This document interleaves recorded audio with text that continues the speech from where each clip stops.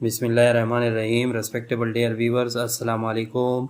आज एक unique topic के साथ हाजिर है। आज का टॉपिक बहुत ही इंपॉर्टेंट है और हर लेवल ऑफ स्टूडेंट के लिए इसकी अफादियत और सिग्निफिकेंस अपनी जगह पे है। तो जिसने भी हमारे चैनल को सब्सक्राइब नहीं किया वो सब्सक्राइब कर ले। जो सब्सक्राइबर है वो बेल आइकन को लाजमी दबाए ताकि हर नई वीडियो की नोटिफिकेशन सबसे पहले आपको पहुँच सके। और अब आज के टॉपिक की जानिब जाते हैं। आज का topic basically irony versus sarcasm है। आयरनी वर्सेस सरकाज़म के यानी के दरमियान डिफरेंसेस या difference between figure of speech with the literary example.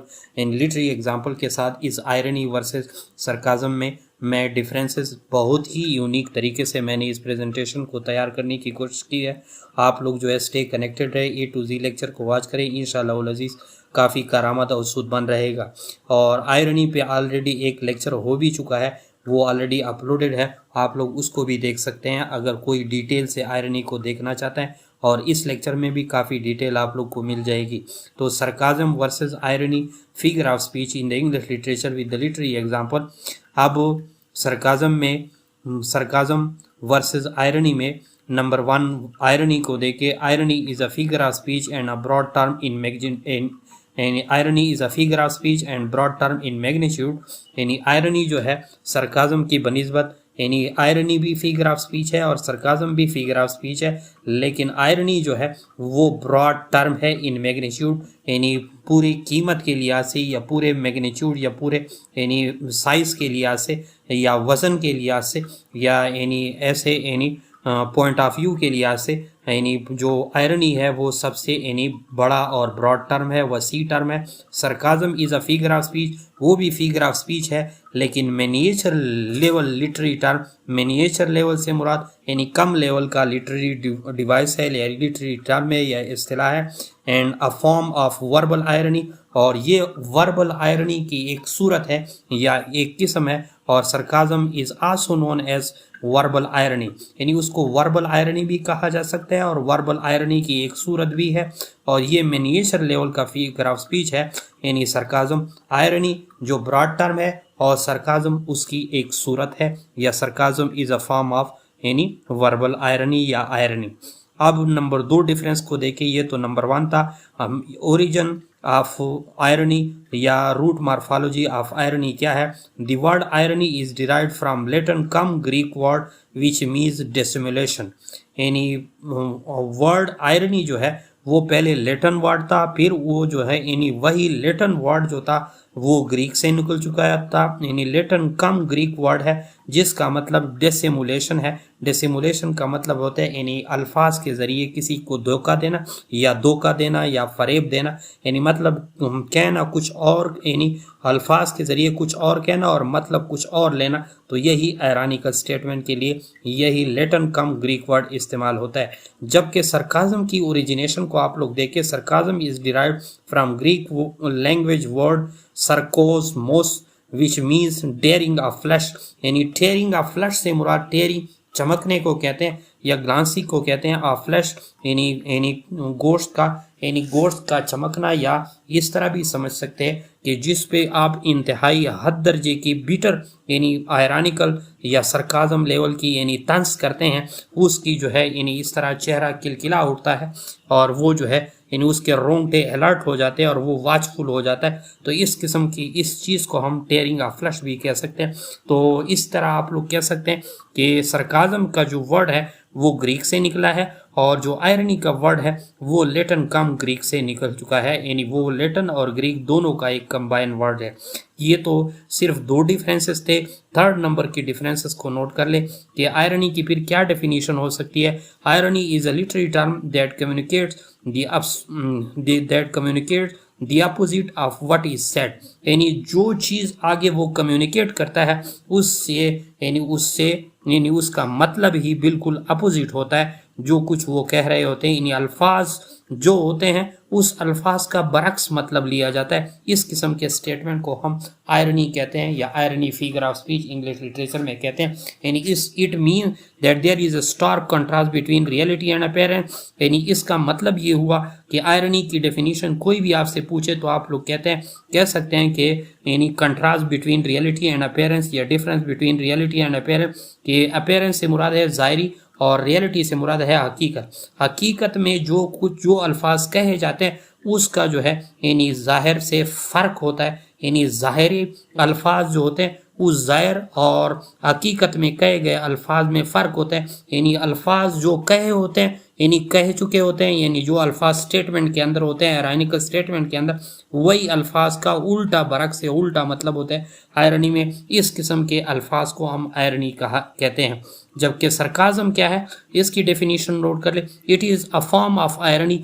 आप लोग को पता है कि आयरनी की एक सूरत है that is directed at a person with intent to criticise bitterly, जो उस शख्स पे यानी डायरेक्टेड किया जाता है, उस शख्स पे ये सरकाज़म या तंज किया जाता है किस मकसद के साथ, विद इंटेंडेड इस इरादे के साथ, टू क्रिटिसाइज बिटरली ताकि उसका तनकीद जो है बड़े या उस पे तनकीद किया जा सके बड़े शिद्दत के साथ। तो इस किस्म के जो है स्टेटमेंट होती है उसको यानी सरकाज़म की डेफिनेशन कहा जाता है। यानी ये भी फॉर्म ऑफ आयरनी है और ये उस शख्स पे की जाती है जिसके लिए आपने इरादा किया होता है कि उस पे तनकीद करे और सबके सामने जो है उसको जो है बेइज्जत कर ले या और उसको भी इंतहाई शिद्दत के साथ। इसी तरह 4th नंबर पे डिफरेंस आप लोग नोट करें, एम ऑफ आयरनी क्या होता है और फिर एम ऑफ सरकाज़म क्या होता है, ये नोट कर ले। बहुत ही इंपॉर्टेंट चीज़ बता रहा हूँ।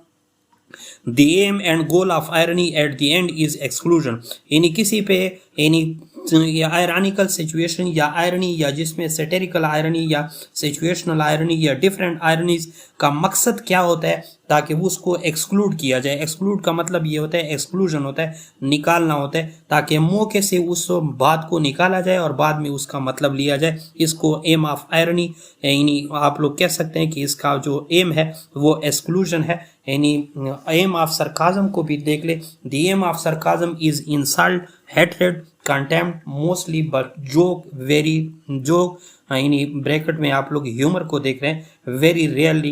यानी सरकाज़म का जो एम होता है वो बेसिकली बेइज्जती होती है या नफरत होता है या कंटेम्प्ट होता है, यानी तौहीन होता है। मोस्टली ज़्यादा तौर पे ये होता है, लेकिन कभी कभार जो है ह्यूमर और जोक के लिए इस्तेमाल होता है सरकाज़म भी। इसी तरह 5th नंबर पे आप लोग देख रहे हैं, all ironical statement are not sarcastic, यानी ये जितने भी आयरनी या आयरनिकल बयानात होते हैं वो तमाम सरकास्टिक नहीं होते एंड बिटर इन फीलिंग, और न वो शिद्दत इख्तियार किए होते हैं एहसासात में। Because irony is not always sarcasm, क्योंकि आयरनी जो है वो हमेशा सरकाज़म नहीं होती। Some time it is for joke, humour and radical, बाज़ औक़ात ये जोक, ह्यूमर और रेडिकल यानी मजाक के लिए भी होता है। लेकिन all sarcastic based statement are ironical, लेकिन तमाम जितने भी सरकाज़म के स्टेटमेंट होते हैं या सरकाज़म बेस्ड स्टेटमेंट होते हैं, बयानात होते हैं, वो तमाम आयरनिकल होते हैं in nature. Mean sarcasm is always irony, यानी इस तरह भी शार्ट कह सकते हैं कि sarcasm is always irony while irony is not always sarcasm, इस तरह भी आप लोग कह सकते हैं। इस नीचे literary example of irony versus sarcasm note कर ले। नंबर 1 आयरनी के यानी उसके एग्जाम्पल को नोट कर ले। उसमें यानी सबसे पहले आप लोग देख ले, यानी एक नावल है प्राइड एंड प्रेजुडिस का, जेन ऑस्टन का, जिसमें Mr Collins tells Elizabeth Bennet, I cannot but hope that many of you will be as delighted with the match as I am.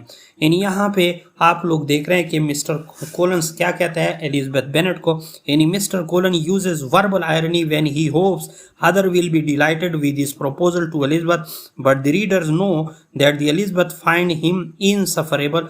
यानी यहाँ पे वो समझता है कि उसके प्रपोजल से वो खुश होंगे, लेकिन एलिजाबेथ उसको जो है इसी तरह सेटिस्फैक्ट्री आंखों से नहीं देख रही। तो यहाँ पे ये आयरनी या आयरनिकल सिचुएशन, इसी में अल्फाज जो जिस तरह कह रहे हैं उसके बरक्स मतलब लिया जाता है यहाँ पे। इसी तरह एग्जाम्पल नंबर यानी 1 में सरकाज़म को आप लोग देखें, यानी कैसा sarcasm in William Shakespeare play Othello, the character Iago uses sarcasm to mock Othello, यानी trusting nature while secretly plotting against him, यानी oh you are well tune no but I will set down the pegs that make this music as honest as I am. यानी as honest as I am को आप लोग देख रहे हैं. Here Iago sarcastically praises Othello honesty while implying that he will sabotage it. यानी वो उसका मकसद ये था कि उसके बरक्स था, यानी जो कुछ वो कह रहा था उसके बरक्स वो करना चाहता था. तो इसी वजह से ये सरकाजम बेस्ड या सरकास्टिक बेस पे मबनी स्टेटमेंट थे. ये तो दूसरे एग्जाम्पल को आप देखें. यानी अगर कोई आपसे ये कहे कि you are not pretty fellow, कि आप अच्छे जो है दोस्त नहीं हैं, तो इसका मतलब ये होता है यानी आप बैड बॉय हैं. तो ये सरकाजम आपको कह रहे हैं, यानी जिसमें यानी डायरेक्ट आपको हिट किया जाता है, आपकी इंसल्ट की जाती है, ये सरकाजम बेस्ड स्टेटमेंट होता है. अगर कोई इस तरह भी कहे यानी वो आपको कहे you are not pretty fellow, यानी means you are a bad fellow या you are a bad friend, तो ये इसका मतलब सरकाजम होता है. इसी तरह अगर सेकंड एग्जांपल में आयरनी आप लोग देखना चाहते हैं, इस तरह स्क्रीन पे आप लोग को नजर आए, is the most intelligent boy that ever failed in the examination. अब यहाँ पे देख ले कि उसकी तारीफ की जा रही है अल्फाज के जरिए, that ever failed in the. फिर अगर कोई इंटेलिजेंट होता है तो कैसे वो एग्जाम में पास होता है, कैसे वो एग्जाम में फेल रहते हैं. तो अल्फाज यही बेसिकली आयरनी है, जो अल्फाज में कुछ और होता है और मतलब उसका कुछ और लिया जाता है. यानी आयरनी में हाथ को थोड़ा होले रखा जाता है, जबकि सरकाजम में हाथ को थोड़ा यानी बड़ा यानी सख्त रखा जाता है. नीचे जो है प्रोफेसर सईद इशफाक अहमद साहब राइट इंग्लिश लर्निंग ऐप पर आप हमारे चैनल को सब्सक्राइब कर सकते हैं और हमारे फेसबुक पेज को लाइक एंड फॉलो कर सकते हैं. Thanks for